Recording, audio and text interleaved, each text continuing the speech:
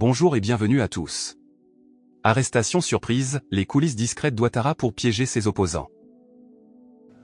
C'est donc très tôt ce matin que j'ai pris connaissance des ultimes pratiques de répression et de brutalité policière d'Alassane Dramane Ouattara contre le peuple de Côte d'Ivoire, qu'il veut maintenir littéralement dans une prison à ciel ouvert. Voici pour rappel. Avant de commencer, n'oubliez pas de vous abonner et d'activer la cloche de notification pour ne rater aucune de nos prochaines vidéos. C'est parti. Le communiqué qui a été publié par le collectif des avocats de M. Guillaume Kibafori Soro et du mouvement GPS. Un communiqué dont je vous énonce le contenu. Le collectif des avocats a été informé de l'interpellation de messieurs Messou Kwablan et Koulibaly Sié, tous deux membres de la commission d'orientation et de coordination COC de Générations et Peuples Solidaires par la brigade de recherche de la gendarmerie. En effet, allés en mission à Odiéné pour y donner une conférence sur le thème du pardon et de la réconciliation, ils ont été interpellés par une forte unité de la gendarmerie lourdement armée qui les a empêchés d'accéder à la salle, louée pour l'occasion, et disperser les militants qui étaient déjà nombreux en leur intimant l'ordre de libérer la salle. Aux dernières nouvelles, les gendarmes de la brigade de recherche seraient en train de les conduire à Abidjan via Bouaké. Le collectif des avocats indique que cette interpellation est totalement illégale et infondée puisqu'elle porte atteinte à la liberté d'aller et de venir de messieurs Messou Kwablan et Koulibaly Sié. Le collectif des avocats rappelle également que GPS est un mouvement parfaitement légal qui n'est pas dissous juridiquement puisqu'un pourvoi en cassation a été formé le 22 février 2023 contre la décision de la Cour d'appel d'Abidjan en date du 13 février 2023. Le collectif des avocats rappelle enfin que du fait de l'effet suspensif de ce pourvoi en cassation, absolument rien n'empêche GPS de poursuivre ses activités en toute légalité. Cette action d'interpellation est une atteinte grave aux libertés individuelles et à l'intégrité physique de messieurs Messou Kwablan et Koulibaly Sié dont on craint pour la vie. En conséquence, nous informons l'opinion nationale et internationale de cette grave dérive du pouvoir RHDP qui veut par tous les moyens enterrer définitivement les droits et libertés des citoyens ivoiriens et instaurer la dictature comme mode de gouvernance. Fait à Paris le 18 novembre 2023 pour le collectif des avocats, Maître Afoussi Bamba, docteur en droit, avocat au barreau de Paris. Voilà, très bien. Je vais un peu modifier la position de cette caméra parce que je crois que vous avez des éblouissements liés au mouvement du soleil. Ça va mieux? Ok, très bien. Très bien. Mes amis côté YouTube, est-ce que mon image est encore entachée par des moments d'éblouissement? Je l'ai déplacée. Hein? Voilà, très bien. Ça devrait aller comme ça, n'est-ce pas? Rassurez-moi, côté Facebook, que tout va bien également. Côté YouTube, je crois qu'on n'a pas ce souci. C'était sur Facebook qu'il y avait des éblouissements liés aux rayons du soleil. Voilà, très bien. Ça, c'est l'information principale que je voulais partager avec vous. Alassane Dramane Ouattara considère que seul le RHDP a le droit d'avoir des activités politiques en Côte d'Ivoire. Ce qui veut dire qu'il a ramené la Côte d'Ivoire au stade du parti unique. Alassane Ouattara veut enfermer le peuple ivoirien dans une camisole de force. La camisole de force de son fameux restaurant. Alassane Ouattara, dans sa pratique politique quotidienne, n'a aucune considération pour les lois ivoiriennes. Maître Afoussi Bamba rappelle clairement dans ce communiqué le processus d'interdiction des formations politiques selon la loi ivoirienne. Lorsqu'on prétend avoir interdit une formation politique et que les avocats de cette formation font un pourvoi en cassation, c'est-à-dire demandent que l'affaire soit jugée dans une instance supérieure, la loi ivoirienne prévoit que les effets de la suspension sont annulés tant que la chose n'a pas été ultimement jugée. Mais Alassane Ouattara n'a cure de la loi. Il ne respecte rien ni personne en Côte d'Ivoire.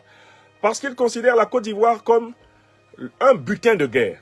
Il considère le peuple ivoirien comme un peuple d'individus qu'il a soumis par la force. Un peuple d'individus qu'il a conquis par la force. Et par conséquent, il se considère lui-même comme la loi. Dans une république, prétendument état de droit, la loi est au-dessus de tous les citoyens. Les citoyens n'obéissent qu'à la loi reconnue comme juste, car étant l'émanation, comme le dirait Jean-Jacques Rousseau, de leur volonté générale. Mais dans la Ouattari, c'est-à-dire le système corrompu, mafieux et criminel qu'Alassane Ouattara impose en Côte d'Ivoire, c'est Ouattara qui est la loi. Ce sont les humeurs d'Alassane Dramane Ouattara qui sont la loi. Or, comme ces humeurs sont changeantes, la loi change en permanence. Et c'est ce que le peuple ivoirien ne peut plus supporter. C'est ce pourquoi notre mouvement, Génération et Peuple Solidaire, se bat afin de rendre au peuple ivoirien sa souveraineté. Et tel doit être l'objectif de toutes les forces de l'opposition ivoirienne, rendre au peuple ivoirien sa souveraineté. C'est-à-dire son droit à l'exercice des libertés fondamentales qu'il s'est donné à travers sa Constitution. Seule la Constitution devrait être au-dessus de tous, car elle est là pour arbitrer les rapports entre les citoyens, les rapports entre les institutions, les relations entre l'État de Côte d'Ivoire et les autres États. Alassane Ouattara a tué la Constitution. Alassane Ouattara a tué la loi.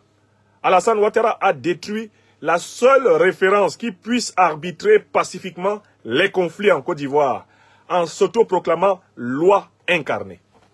Cela n'est pas acceptable. Cela est d'autant moins acceptable que Alassane Dramane Ouattara, conscient de son illégitimité, de son illégalité, donc de son absence de poids politique réel dans le pays, continue à instrumentaliser les moyens de l'État de Côte d'Ivoire pour éliminer toutes les filles et tous les fils de Côte d'Ivoire qui lui font objection. Une objection pourtant légitime. Alassane Ouattara a ainsi donné des instructions fermes pour qu'une équipe d'espions soit mobilisée et infiltrée au Niger pour suivre au jour le jour les mouvements, les actions et les relations, les interactions de notre leader du mouvement Génération et Peuple Solidaire, l'ancien Premier ministre, ancien président de l'Assemblée nationale, Guillaume Kibafori Soro. Alassane Ouattara a mis en mouvement partout dans le monde plusieurs équipes d'espions en espérant capturer et kidnapper tous ceux qui contestent son régime.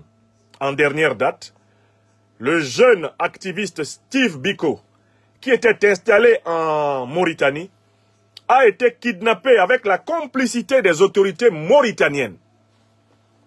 Il a été kidnappé en Mauritanie et ramené Manu Militari en Côte d'Ivoire.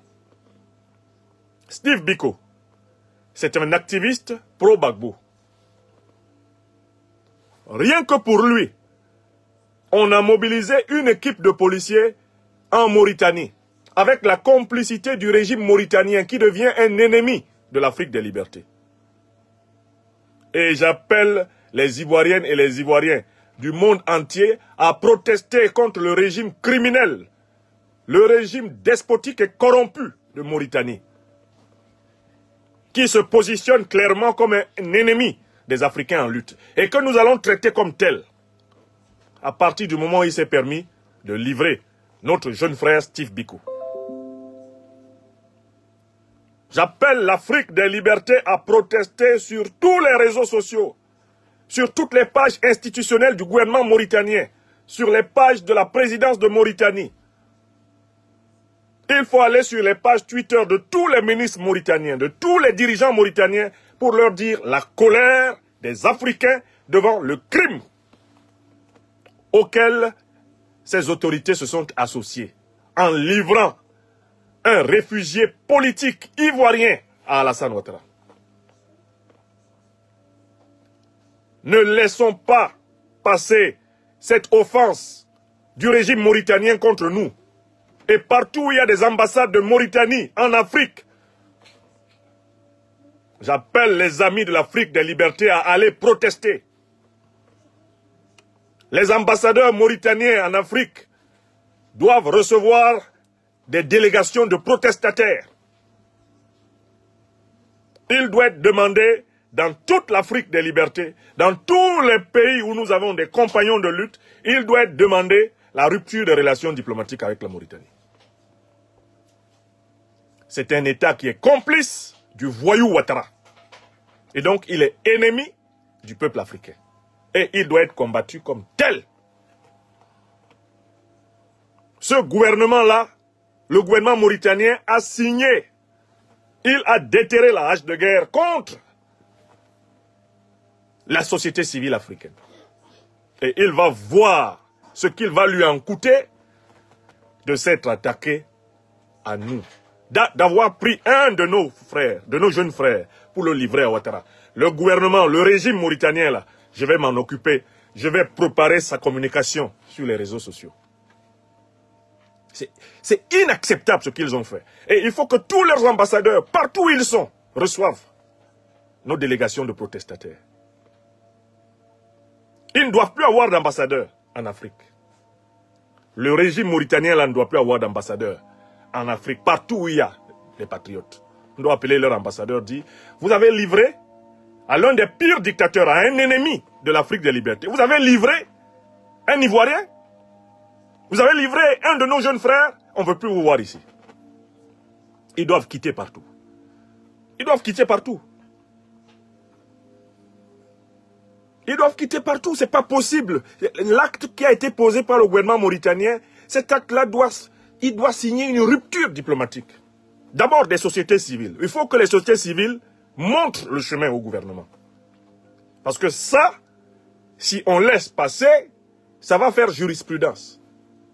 Et la Mauritanie ne peut pas impunément être associée à l'enlèvement des opposants africains et continuer à prospérer dans ses relations avec les pays africains. C'est terminé. C'est terminé.